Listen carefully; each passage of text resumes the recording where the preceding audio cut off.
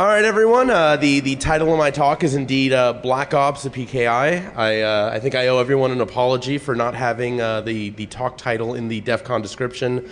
I just really felt, I don't need another couple months of drama around what the talk is or what's actually in it. Forget it. I'll just say nothing, have a nice quiet month of July. It'll be great.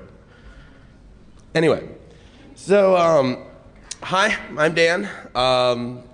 Not actually a black hat, sorry about that. But this is my 10th talk here at DEFCON. I do kind of a foundational thing like SSH and DNS and same origin policy and DNS and pattern recognition and DNS. So there might be a bit of a theme to the work. This year I'm really kind of looking at authentication. There's something of a crisis going on right now with authentication.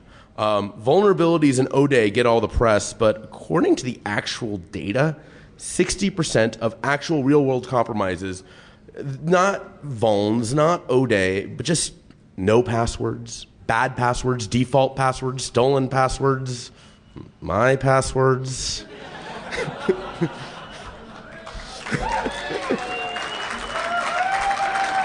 Yeah, drink does not even begin to describe.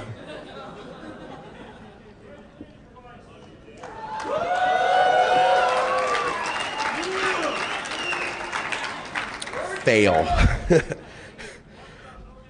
Oh dear. So here's the deal. Passwords are used because they scale really well one at a time. Passwords fail because they really fail to scale once you have them in a large group. So passwords over time, passwords over multiple hosts. At the end of the day, the human brain is only so big, and people screw it up, some more than others. So there are two schools of thought about what to do about this. The first school of thought is, we can totally make passwords work if we machine generate them and we cycle them fast and we literally use leet speak as a security technology. It doesn't matter what you do because ultimately, as Schneier noted, you're still vulnerable to a keylogger no matter how good your actual password is. So what a lot of people want to do is they want to eliminate passwords entirely, and if only we could get humans out of the memory business. We have hardware that has lots of memory, gigs of memory, computational power. Why can't it do it? And what we were supposed to be using to do this was public key infrastructure with X.509 based technology. We've been hearing this for a while. The kind of vibe I keep hearing is if only we cared enough, we could stop using passwords. Everyone would have smart cards. It'd be great. Just people need to care. Well, I found on the internet the greatest image of all time that explains what's going on here.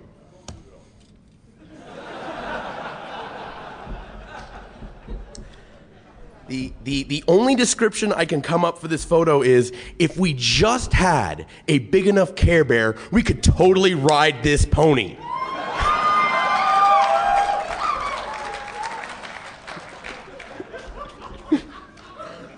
No. Look, business has cared enough about PKI to invest in hundreds of millions of dollars in it in the last decade. It's not working. I have a theory. I think what's not working, it's not the business guy's fault anymore. It's just we screwed up the engineering. X.509 is just not the appropriate technology to solve the problems we need to solve to fix authentication. So, I do think we need to rethink the foundations of internet security. I want to point out I'm not one of those guys who says we should build a second internet. That's unlikely. Yes. I was trying to be kind. Look, it's like building a city without roads or highways in the middle of a forest, saying, but it'll have great mass transit, does not make up for the fact that it's not gonna work. You have to integrate with existing life. But by the same token, what we're doing now, it's not working. We should talk about why. So, the warning is, of course, look, there's a lot of business stuff going on. The first couple minutes of this talk aren't that leet. So as a preview, I did show up at DEF CON with a cert for DEF CON. It is real. I can't tell you who issued it, but Jeff knows. You can bug Alex Soderov as well. And it could actually be a cert for anything. In fact, it could be a universal wildcard certificate as well. So at the end of the day, we do end up bypassing the system. Now, let me give you the kind of basic version if you're not that familiar with X.509. X.509 is basically the digital version of, or when it's implementation-wise, of passports. Look, you got a private key, you got a face. You got a public key, it's your passport photo. You have a subject name, your name, a certificate authority, which is the country you live in, a certificate, which is a passport. All we're doing is saying, look, if you have the face that's in the photo, and it's on a card issued by your country, then you have the name of the person on the passport. X.509, that's all it's doing. It is the digital version of allowing someone else to assert your identity via a combination of a difficult-to-fake element, your face, and a name that actually can be used as a handle to communicate with you later. So it pretty much has only one really good success story. That'd be SSL. This is the technology behind HTTPS and or the web. We got there was heroic work done in the mid to late 90s when they said if you want users to put their credit card number on the internet, they need to use actual good cryptography. This was miraculous that this actually happened. It by far has been the greatest success story for actual strong cryptography. That being said, there's only about 1 million SSL endpoints. There are hundreds of millions of nodes on the internet, and most of them have no encryption. We're actually arguing whether or not cloud-based applications should have to encrypt the link from the client to the server. So don't think this is a battle that's been won or doesn't need to be refought. Now, here's how you actually end up acquiring a certificate. This is basically a blob of data that asserts that you are your website.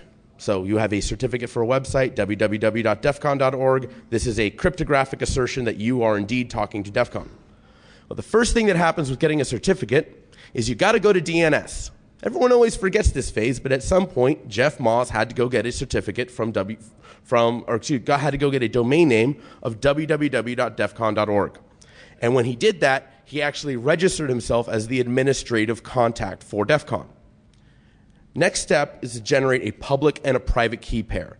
Mathematical objects, large prime numbers multiplied, they're the equivalent of web server needs to have a face, and your web server needs to then take a photo of that face. The public key is provided to a certificate authority along with the name of a website registered in DNS. Now this is done with what's called a PKCS number 10 certificate signing request, or CSR. The certificate authority, okay, it's received a public key, it's received a name. How does it know it should actually assert an identity? Why should it go ahead and say that Jeff is DEFCON, or that I am DEFCON, or that Len is DEFCON? Well, the way this is actually done is they send an email to the address that was in DNS at the beginning. There's an exception, hang on for a bit. This is basically them saying, is this passport photo actually you? Well, let's go to DNS and find out. Next step, click the link provided in the email. So you get an email at that address, you click the link, and that asserts a link between what was registered in DNS and that you are now able to go ahead and get a certificate for that name. And then you get the cert. Now, I'm oversimplifying a little. What I just described is called domain validation. There are many certificate authorities that offer much more stringent validation. They'll do what's called a Dunn's business lookup. They'll do phone calls. They'll do... There's apparently great news for me. I can go till 8 o'clock. I can relax.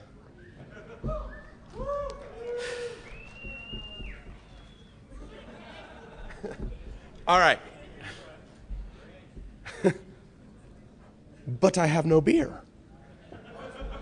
Can someone? No. So, just describes called domain validation.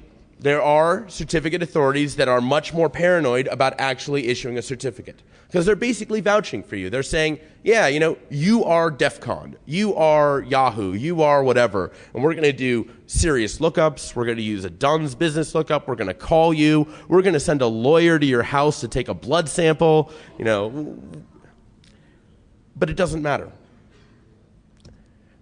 X.509 has a fundamental limitation in that it cannot exclude without great pain.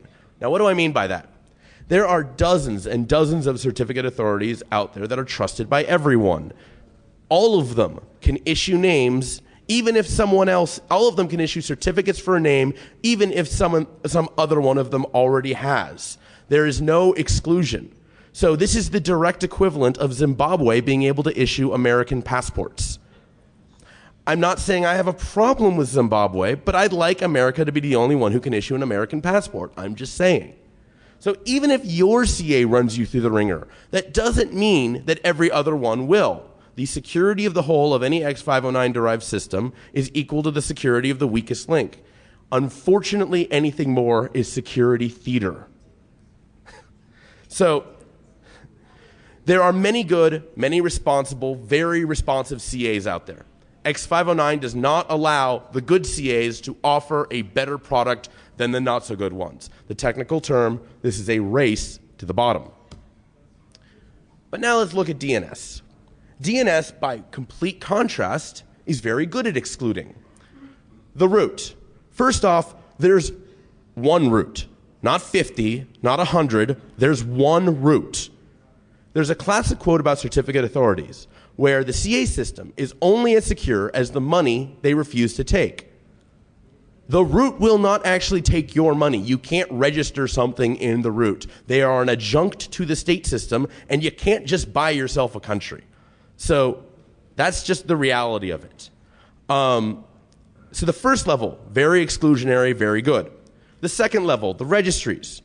Yes, you have COM, yes, you have NET, yes, you have org, but there's one company who is responsible for each top-level domain. VeriSign has exclusive control over COM. Affiliates has exclusive control over org. When one of the top-level domains had a serious problem with large amounts of malware, this was not a problem that was distributed across lots and lots of different organizations. This was not a problem where there was no accountability. No, that registry had to fix their stuff or their product was going to be blocked. And so they fixed it. That's awesome.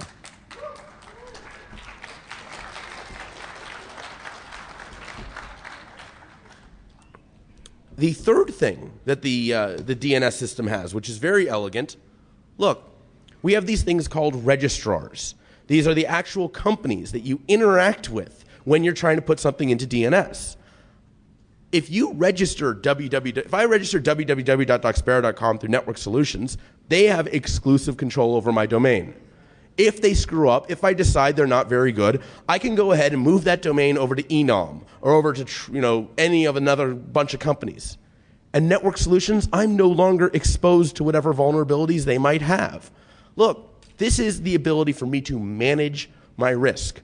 If recently, I think Microsoft had their New Zealand sites hit. The registrar that controlled them actually got some SQL injection, and they had a bunch of hosts moved over. Microsoft was in the position of being able to move their domains from the crappy place with SQL injection to potentially somewhere else and not have to worry about the problem anymore. That is also awesome. We need the ability to have accountability in the systems that we use. I love X.509. I love the CA system. You wouldn't believe it, but it's awesome having a lot of people out there who are trying very hard to deploy a secure product. But at the end of the day, they can't help me like this. I can't say I only want this CA to be the only CA who can issue names for me. The underlying technology has a problem. Now, it is actually possible to do exclusion in X.509. It is possible to run run your own certificate authority. And this is what every enterprise is told to do. Oh, run your own enterprise CA, and that's how you'll manage your trust in your organization. On its own, it's very expensive, very difficult to maintain, and every single time it hits the exact same failure. Oh my God, there are other people out there and I need to authenticate them too. So how do I deal with all of the other private CAs that are out there? How do I federate? The one successful federation in the world for X.509 is the Federal Bridge CA. My God, it works. This is amazing. The people behind it who made it work deserve a medal. The rest of us need a system that you don't deserve a medal if you actually get it to work. So, interoperability with other organizations was thought to be an optional thing. We won't often need it. And it turns out it's just not true. In theory, you only need to authenticate your own organization. Usually your house key is only used for your house. Reality, cross-organizational authentication is the rule and not actually the exception. We have partnerships with other companies. We have interactions with other groups. Anyone who thinks a large company is just one large company has never actually worked in a large company. You are dealing with group after group after group. So this is one of the reasons why passwords work. As stupid as they are, a string of text is a string of text is a string of text no matter who you're talking to. This X.509 stuff isn't. So X.509 cannot delegate either, at least without great pain. Every time I need a new certificate for a node in my organization, I have to go ahead and talk to an external CA, another company, and I have to get a certificate for that particular node. Every single operation that's completely internal, I need to keep jumping across the fence to some outside company. This is expensive. This is operationally inconvenient. There are potentially information disclosure issues, and it interacts very poorly with devices. There are hordes of devices in all of our organizations. All of them have DNS names. None of them have anything more than self-signed certificates. So we were supposed to have this thing called name constraints. And what name constraints were supposed to let you do is they were supposed to let you sign for star.doxpera.com or star.this.com or star.that.com. They were supposed to allow you to get a delegated portion of the namespace. And that would be your portion, your tool to work with. There's very weak support for this in the field, so you can't actually buy it. The technology just wasn't deployed sufficiently enough to depend on.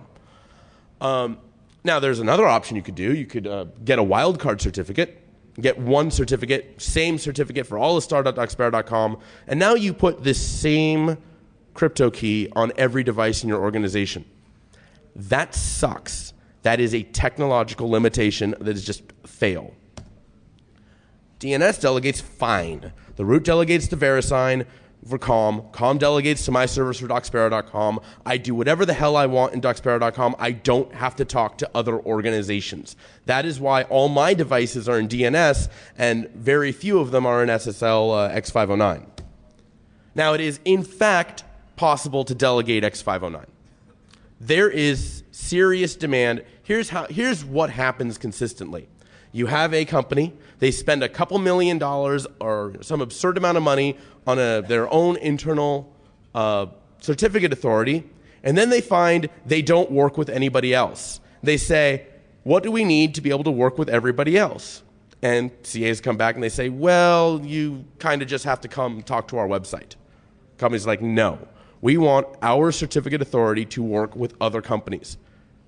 CAs say, well, that would be really insecure. You would be able to sign certificates for Bank of America and this and that. And the company says, I don't care. I want it to work.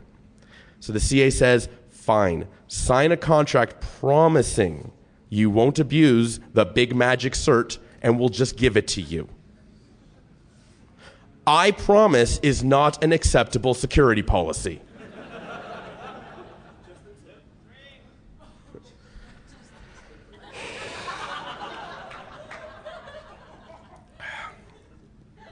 The reality is we have no way, forget hacking yourself a certificate, a root cert.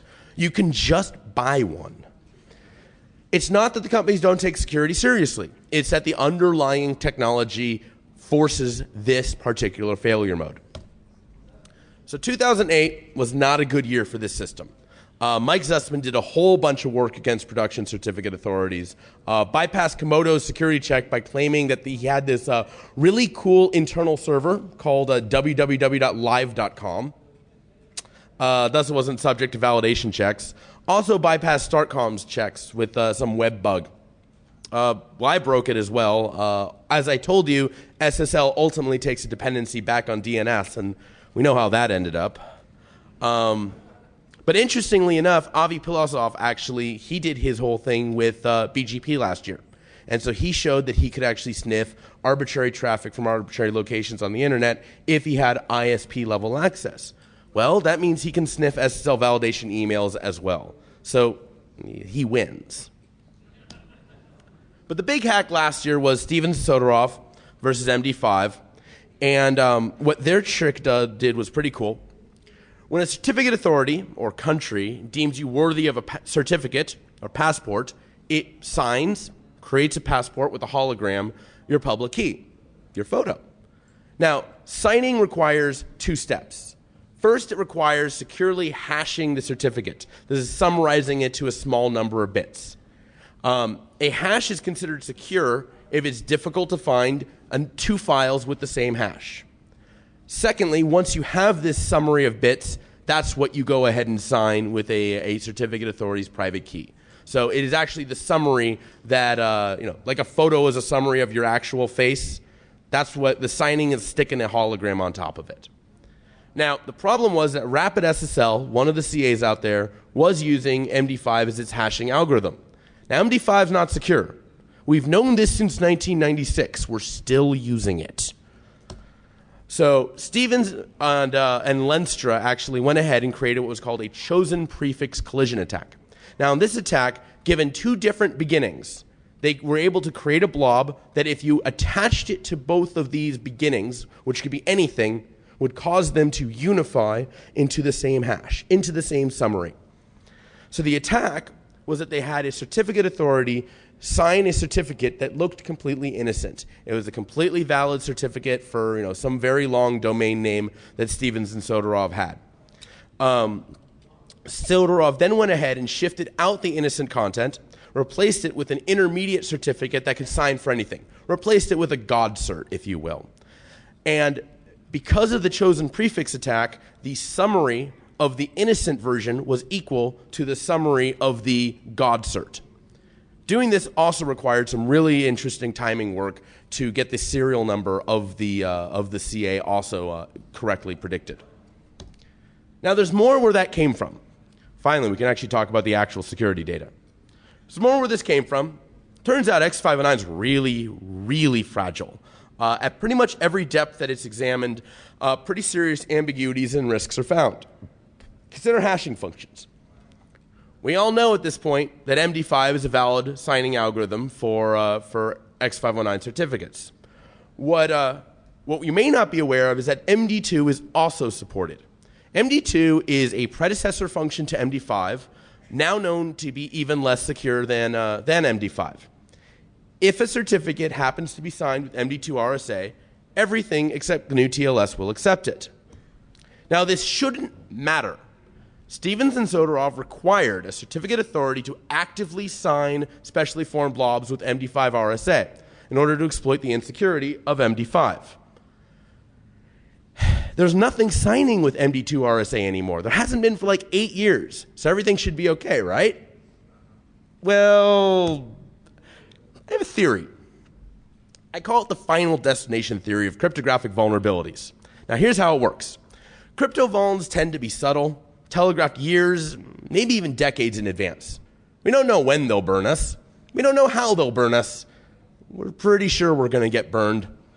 It'll probably be epic. Thus, final destination. So we'll begin by taking a look at this. It turns out one of VeriSign's core root certificates is actually self-signed with MD2. Really? It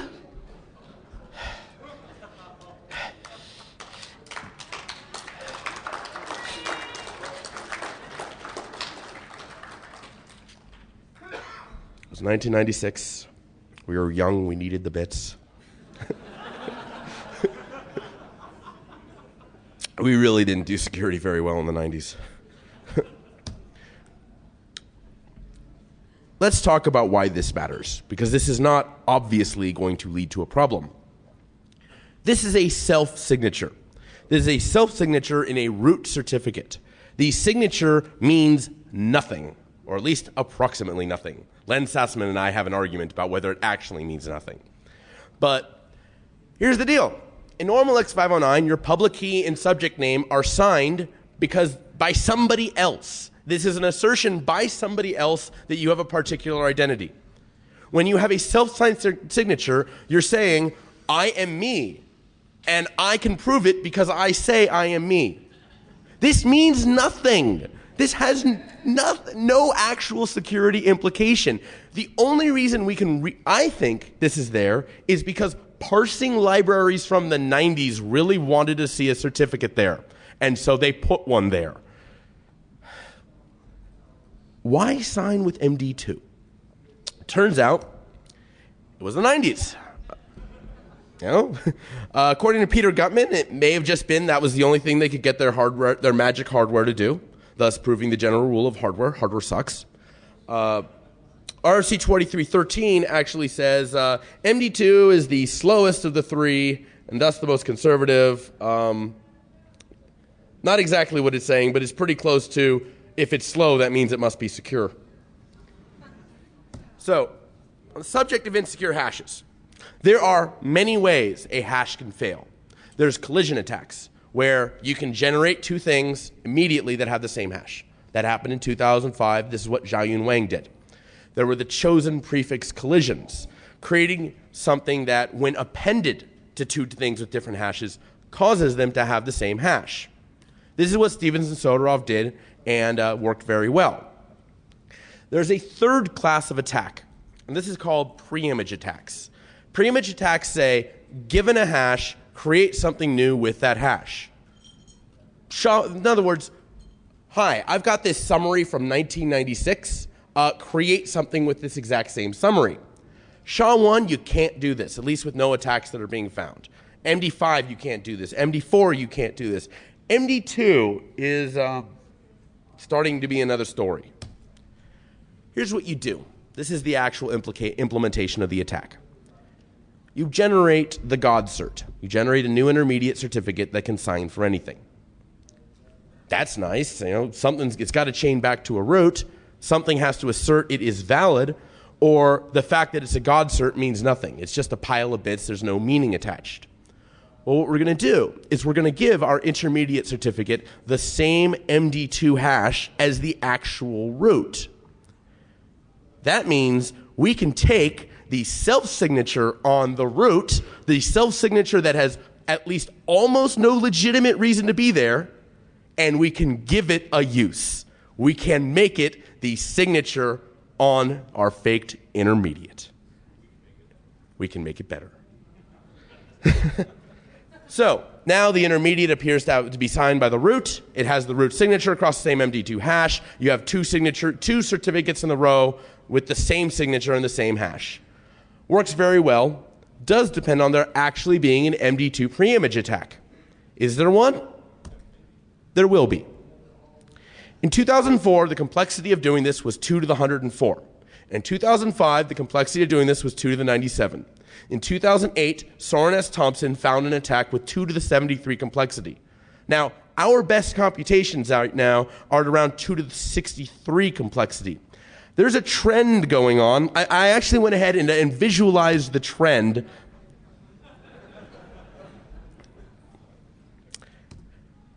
We have two options. We can wait, as we always do in cryptography, until it absolutely blows up in our face, or we can actually do something about a cryptographic vulnerability before it fails on us for the first time in history. Yeah, we've got it. So went ahead, talked to a bunch of vendors, and I was like, guys, come on. We're all a little embarrassed about this whole like MD5 still being used thing. How about we at least kill MD2? And I said, okay. So OpenSSL, it's dead. It's out of 1.0 beta 3 for certificate validation. 098 CVS has it also disabled. The 098 from August will also have it just completely out. NSS, the crypto core of Firefox, this is already dead in Firefox 3.5. It's part of their 3.12.3 library. So that's good. Firefox 3.0 is getting fixed soon, some point in the next couple months, maybe. Red Hat has already updated their operating system with the latest NSS as well. VeriSign, they're on board. They're going ahead and they're reissuing that certificate with a SHA-1 self-signature. Nothing's using the self-signature, but hey, at least we can get rid of MD2 finally. Opera is waiting on VeriSign. Apple, Microsoft, they are testing their fixes. Google has Android disabling MD2. And GNU TLS got rid of MD2 years ago, so they're just laughing. Open source, suckers. No. Now, we get to do some really messy things with this particular compromise. When this hits, this particular root certificate has the client authentication extended key use. SSL normally is used to authenticate a server to a client, but for very high security applications, SSL can authenticate a client to a server. This particular root has the capability of being the trusted root behind such authentication. So what that means is that you can basically say, yeah, my username is anyone, and I just get in. Just let me in because my fake root says so. Now you might say, but Dan, no web server would ever trust this random VeriSign root for authentication. Actually, by default, Microsoft IIS trusts this random root for authentication. You can ask. Go up to IIS, use the OpenSSL S-Client tool, and if it has client authentication enabled, you will get this dumped at you. This is a list of CAs that are allowed to assert arbitrary identities. So the Class 3 Public Primary Certificate Authority is actually on this list. Remember what I said about exclusion? It doesn't matter how ridiculous your own CA's policies are. It only matters how ridiculous the weakest of the CAs are on the list. Any of these CAs can actually do authentication to this particular host. And if we actually compromise, when we get our pre-image attack working, this will be part of the list. This was not a capability we had with the MD5 certificate. Now, granted, the MD5 certificate actually exists, but it actually cannot operate as a client authenticator. Now, I'm kind of picking on VeriSign by pointing out their root certificate. It is funny to see MD2 in your root store. But VeriSign was not the only company using MD2 RSA. Lots of companies were using it up to like 2000 or 2001. Now, all the certificates have expired by now. But that doesn't matter. As Stevens and Soderov showed, if you can alter a certificate, you can change the expiration date, so it works fine. So it doesn't matter they've expired, but it does matter that they're gone. You know, it's been like 8 years since anything has actually used this. There's not many left. There's one MD2 root that I found that is kind of epic, and most of you are not going to have any idea why this is awesome. But those of you that do will know exactly why.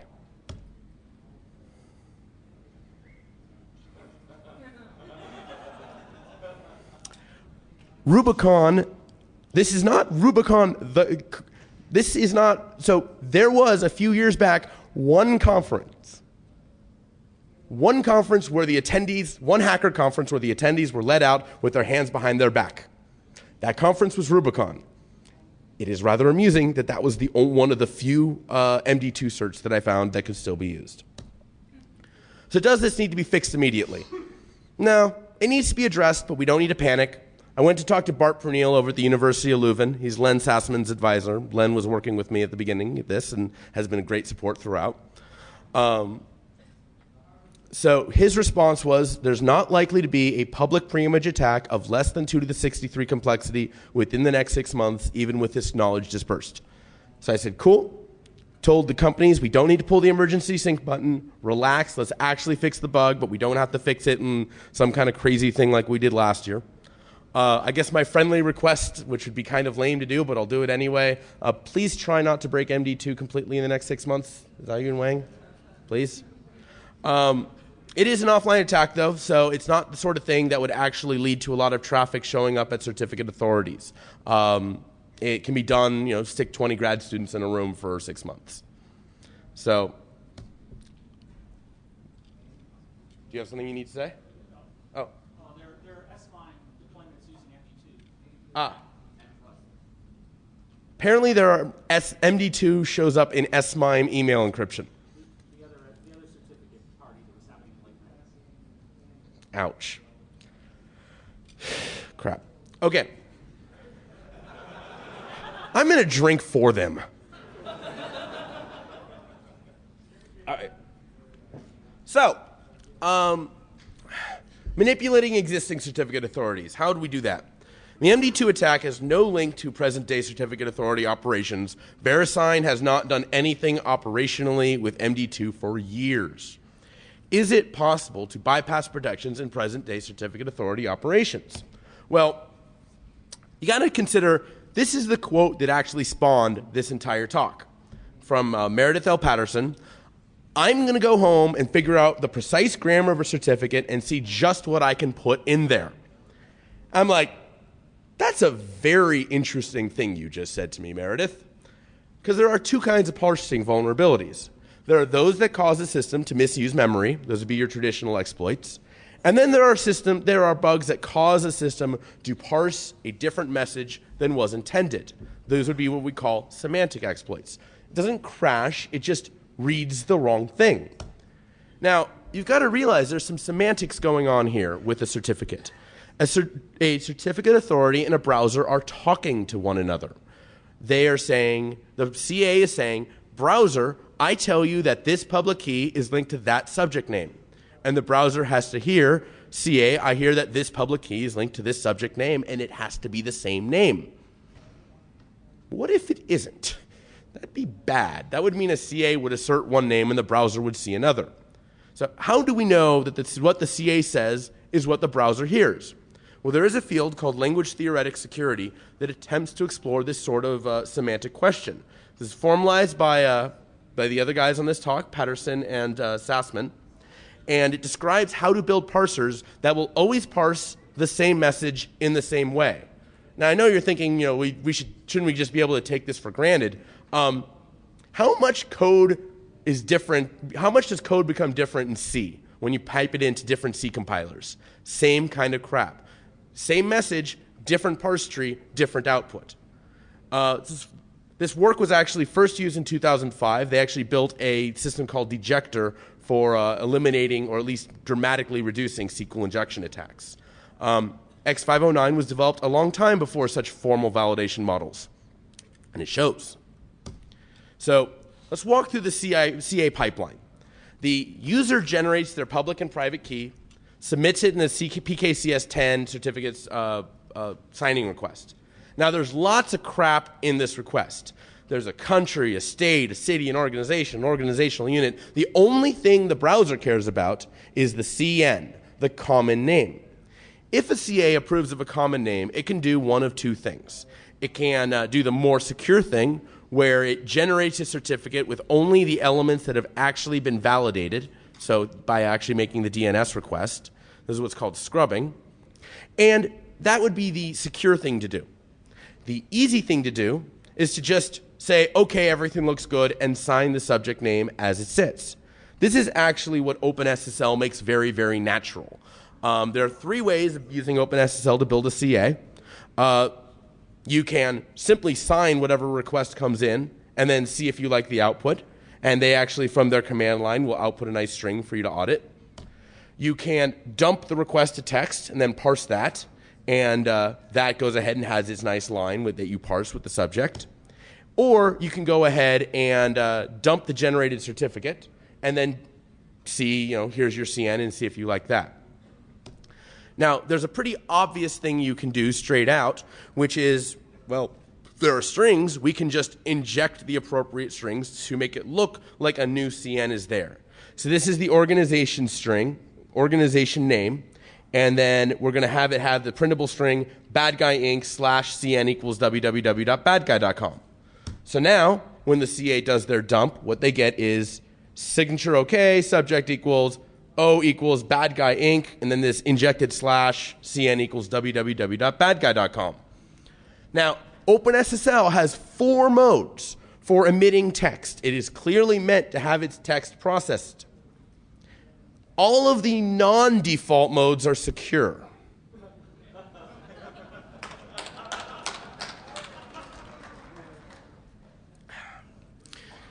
So, now the exploitability depends on how the text auditor is actually handling its... Now, one thing you might notice is that we have a couple CNs here. We have the injected CN, which came first, and we have this real CN, the bank CN. Interesting question. What does the parser do when there are multiple CNs? This isn't just a question for what the text parser does. This is a completely valid question for what happens if you submit a PKCS10 request with multiple common names and that gets through to a client. That's a really good question because literally every possible thing has been implemented. OpenSSL will give you the first one. IE will take them all. Firefox takes the last one. First, all-inclusive, last, fail. So, what of course should the correct policy be? Well, this is wonderful. If you go to the RFCs, and people were scrubbing through the RFCs for like weeks, they finally found one RFC that specified correct behavior. In parentheses, most specific. They don't actually define most specific anywhere in the RFCs, but they do say the words most specific. So, I said OpenSSL usually gives you the first CA, or first CN. It doesn't have to. The OpenSSL developers realized the situation, and they went ahead and made their API such that you could run it in a loop in this particular manner, and it would give you each common name until it exhausted. However, nobody actually uses this API. Everyone just calls X.509 get text by NID. You see this in every project that we looked at: Clause, Open1X, wget, Bacula, Neon, OpenLDAP. Any CA that was based on using X.509 name get text by NID would only see and would only validate the first common name. So what would you do with this? Well, we'd want wildcards, but there's an interesting limitation with wildcards. Netscape says if I see a cert with a star, cool, the certificate is valid for every name in the world. Internet Explorer says, I'm pretty sure if I see a certificate with a star, the certificate authority was probably hacked. I'm just chicken. I'm not going to do it. So what you have to, it will allow a star, but it wants a couple labels first. So you can get star.docsparrow.com, but you can't get just star. So what you would have is you would have a PKCS10 request with 3 labels. The first CN is for www.attacker.com. That's for the CA to see and validate, because they'll send attacker.com an email, and attacker owns attacker.com, so it's great. Second one will be www.bank.com, specify a particularly interesting target, and IE gets to see that. And the third one will just be the star, and that'll be what Netscape gets. So, what is a CN anyway? X.509 is written to a specification called ASN1, which I'm pretty sure was designed to make small puppies cry. It's designed to be very fast to parse. It's actually very fast to crash under fuzzing. 2002, the Protos project actually fuzzed SNMP and pretty much destroyed every router on the planet. Now, I will say every certificate authority has an ASN1 listener listening publicly and anonymously via PKCS10. Ideally, they're all built on ASN1 stacks that got hardened back when we dealt with all the SNMP vulnerabilities. Ideally. People have been warned, but we are a little worried about just fuzzing against ASN1 stacks here. This is cool. One of the other things that can happen with any sort of text injection layer is SQL injection. This stuff is put into a database, and we work on it. It turns out the CAs figured this out a few years ago, quite literally because of little Bobby tables. XKCD actually helped secure a bit of the internet. Awesome.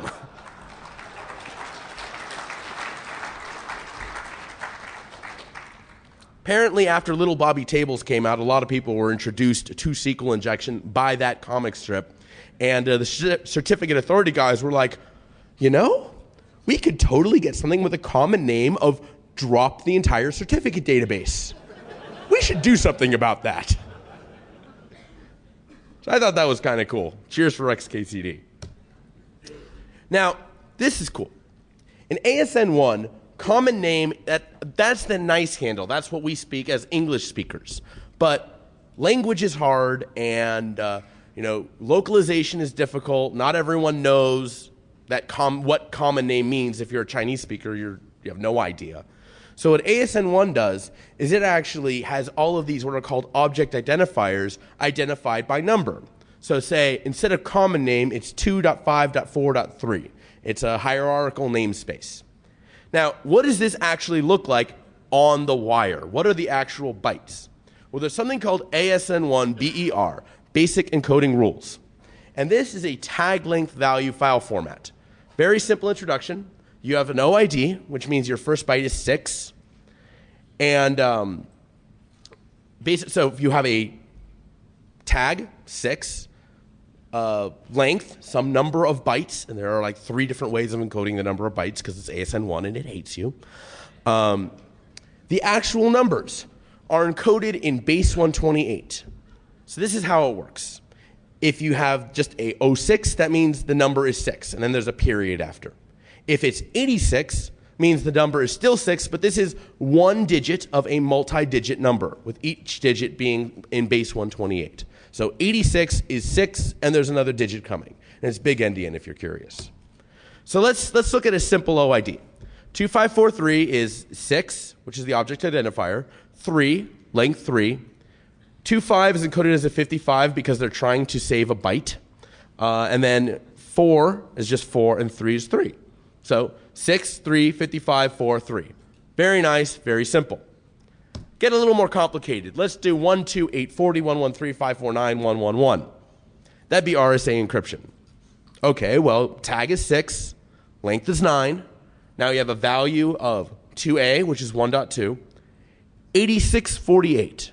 Great summary of what's going on here. This is 6 times 128. So 86 minus 80 is 6. So 6 times 128 plus 72 is 840. And there's the 840. And then we have the same for the big number, and we have 3 ones. So 06, 09, 2A, 8648, 86, F7, OD, 01, 01. 01. I missed a 1. Subattacks. Leading zeros. One can have a tag of 6, a length of 3, and then 55, 04, and then instead of just 3, we have 83, which is 0 times 128 plus 3, so it's still 3. This has been seen before. We saw this in a few LDAP attacks. But suppose we actually had 2.5.4.00003 and then had that equal to www.bank.com. What would this actually be seen as a common name? OpenSSL tells us to go pound sand. It still actually does render out 2543, but it's a semi-collision. It does not actually resolve back to CN. So no text parser would actually see it as a common name. Netscape also sees 2543, object identifier 2543, but it does not resolve that back to common name either. IE just sees the common name. Cool. So now we have multiple things that can be in an X.509 common name that are valid, that will be seen as the certificate authority making an assertion of browser domain identity. This is not the only way we can do this. Another thing we can do is do what's called a semantic integer overflow. Now, integer overflows are one of the most common vulnerabilities in software today. Programmers tend to forget that if an arithmetic operation gets large enough, it will actually loop back to 0 or loop back to the beginning. This is a common problem for memory allocation. You have situations where it's essentially, I need more memory, I need more memory, I need more memory. You know what? I don't actually need that much memory. Then the rest of the system assumes it has some ungodly amount of memory, and everything fails. So we have an arithmetic operation. This is essentially what ASN1 is doing with base 128, multiplies and adds. What happens if we make it add past 2 to the 64? What happens if we have 2.5.4.2 to the 64 plus 3? Well, what happens is OpenSSL has a big num library. It deals with it fine. It actually does not have a boundary at enforced by hardware. Netscape overflows, but it overflows just like it overflowed with the leading zeros. It renders to 2543, but it does not actually get rendered back to a CN, i.e. you just win. You get another CN. So 254 to the 64 plus 3 is another way of expressing common name.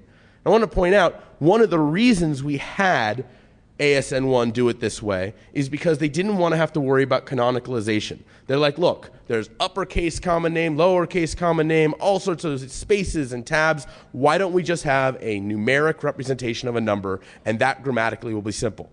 Well, this implementation bug tends to throw that out the water. Now, that being said, most CAs extract a common name and throw away the rest.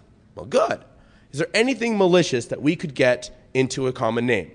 Can't throw out my common name because that's actually what they're validating. Well, what's in a common name? You have an object identifier and a printable string. And strings are simple. It's a tag, 13, a length, some number of bytes, and then just simple ASCII text. What could be wrong with that? Well, it turns out there's 13 different forms of strings in ASN1, and you can use the other kinds.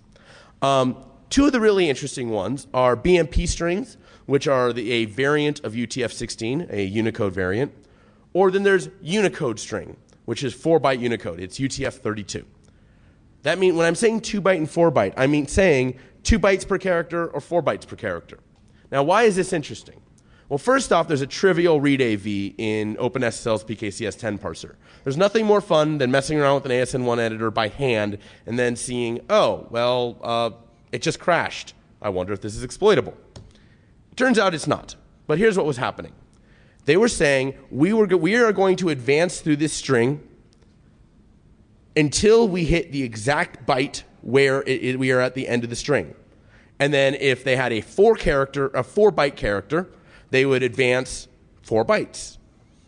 So what this meant is, let's say your string was not actually a multiple of 4. It would want to terminate on the 8th byte, but there's only 7 bytes in there. Or what is it? You basically miss the you'd miss the terminator. Excuse me. Little tired. Need to drink. It's not actually exploitable.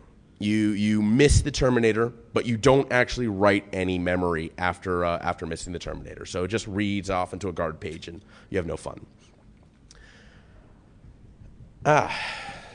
Now, fun with printable strings. There are 2 ways of ending a string with text. You can have an explicit length field, which is what ASN1 has, or you can have a null terminator, OXOO. So-called C strings use null terminators at the end of them. What happens when you put a null terminator into a common name? OpenSSL deals with it fine. It actually converts that null into \XOO.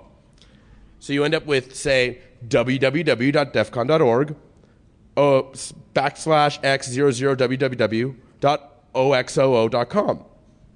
As far as the CA is concerned, this is a host inside of the oxoo.com domain. It will do domain validation against OXOO, which as the attacker I actually own. However, the browser stops at DEFCON. And so you end up with a DEFCON certificate. If this is Netscape, and if I was in a particularly bad mood, or if I was Moxie Marlinspike who found the exact same attack, good job, man, I would have instead gotten this cert for just *null.oxoo.com and just had a cert forever. That would be great for every site. But I actually didn't feel like having those kind of bits on my hard drive. Something about my hard drives getting leaked. But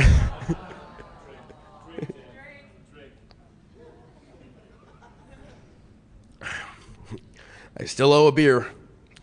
So we actually have a lot of progress on getting null and CN fixed. Moxie was like, wow, this is not actually vulnerable in Firefox 3.5. No, we've been working on that, dude. So actually, I do want to say Moxie probably has the best exploit for all of this. Do you mind if I tell him? All right. So you might say, okay, Dan, you can impersonate a website. What's the big deal? Well, it turns out Firefox downloads code updates over SSL. So yeah, if you're on LAN, if your DNS is cache poisoned, if anything is in path, you launch Firefox, it goes to the internet over SSL and says, hey, is there any new code for me? It should have worked fine, but one of these other certificate authorities has screwed them. So even though Mozilla has a reasonable certificate authority that would never do anything bad, whoever Moxie was dealing with actually was more than happy to issue a certificate that ultimately was valid for Mozilla as well. So most CAs should be clean, but we really do want this stuff at this point, but we really do want this fixed client side. So the latest NSS already blocks nulls. Firefox 3.0 will have it soon. Opera should be covered soon, and IE and Safari are testing their fixes at the moment. So at the end of the day, what am I suggesting? What am I saying here? Should we just move everything to DNSSEC and tell the CAs to go find a new line of business? No, you're not going to believe this. The suckers are actually useful. One of the really nasty problems that people keep trying to define away, keep trying to decide isn't actually a security risk, are semantic name collisions. We have our elite attacks with null terminators, but www.bank-of-america.com works fine for users. They don't care. They also don't care about certificate warnings, by the way. We have a lot of dreams about users. Really, we're dreaming about a universe containing nothing but us. A universe containing nothing but us is an even more terrifying concept. So there's a problem. Somebody needs to be out there able to assert that www.bank-of-america.com, that should not get a certificate. Someone needs to be in a position to be able to say that this is a collision, a semantic collision. Even though it's different characters, no human is going to see the difference. If you think it's easy, think about other languages, think about other countries. Think about the equivalent of these dashes in China for one of China's largest banks. The only people with boots on the ground, with local knowledge, with actual brand awareness are actually these certificate authority companies. So they went ahead and they built something called extended validation, where they throw some really random crap into X.509. It doesn't work wonderfully well because it's just not the right technology for it, but it allows the CA to express their special knowledge that they actually made sure this name doesn't look like any other name, and in return, the browser changes the user interface a little. You get a green bar. Now, extended validation has gotten a lot of flack lately. It's gotten flack because while it is wonderful for defending against phishing attacks, somebody went off and said that it deals with the fact that a bunch of CAs have crappy issuing policies. It doesn't do anything about that. If you have a badly issued certificate, the badly issued certificate can actually interfere with the extended validation version. This is by design. It is a pain in the ass to get an EV certificate. And if you needed to go through that pain in the ass for every ad network, every analytics system, every image server, there'd be no EV sites in the universe. So the perfect is the enemy of the good. The browsers did not actually design a barrier between EV and DV. So people are surprised by this. It was talked about publicly by a couple of guys, by Colin Jackson, Adam Barth 2 years ago. It was in my slide deck last year.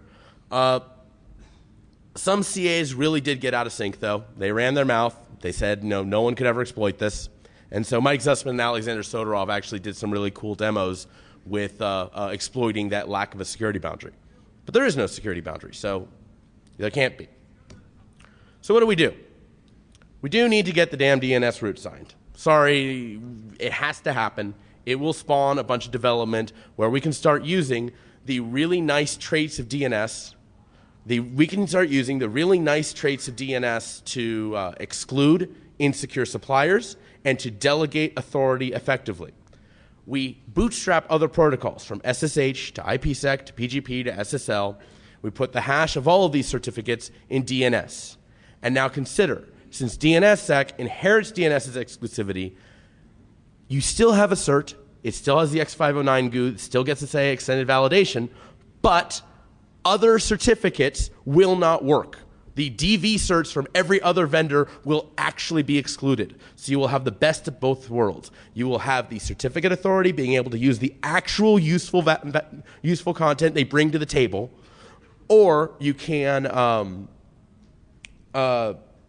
actual useful stuff they bring to the table while being able to exclude insecure suppliers. So, in summary, X.509 is messy. Operationally, its lack of segregation and delegation makes it really expensive to use, forces really painful decisions to be made. Technically, the technology is really fragile. The orgs are doing the best they can. We got to give them better stuff to work with. That's what I'm working on with DNSSEC. So, that's what I got. Open for questions.